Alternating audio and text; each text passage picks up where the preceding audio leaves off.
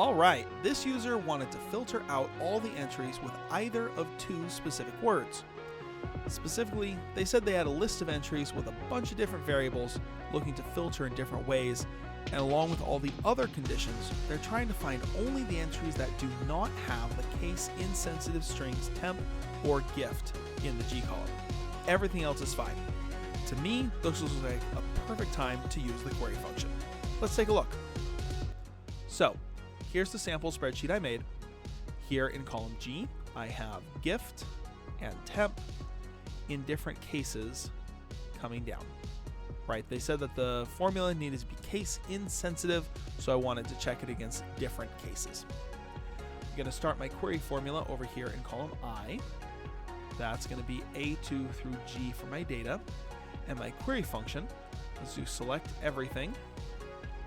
And I want to include everything where column G does not include something. The way we have to do that is where not G contains gift. Okay, so instead of saying where G not contains, we say where not G contains. It's just the way that the logic has to work out inside of the query function. We can see that that did work. It removed this second row. It's not there. But that only removed that one.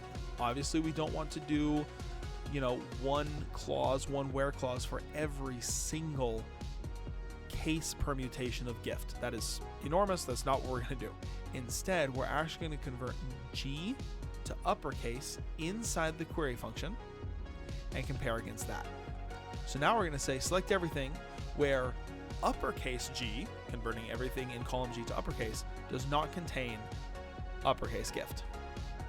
And that removed more. We can now see over here that the word gift does not appear anywhere in this output column.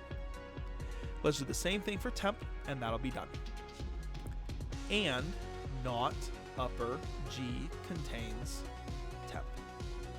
And just like that, we're able to use the contains function and the not word inside of query to remove any rows that contain the word gift or temp without consideration for the case.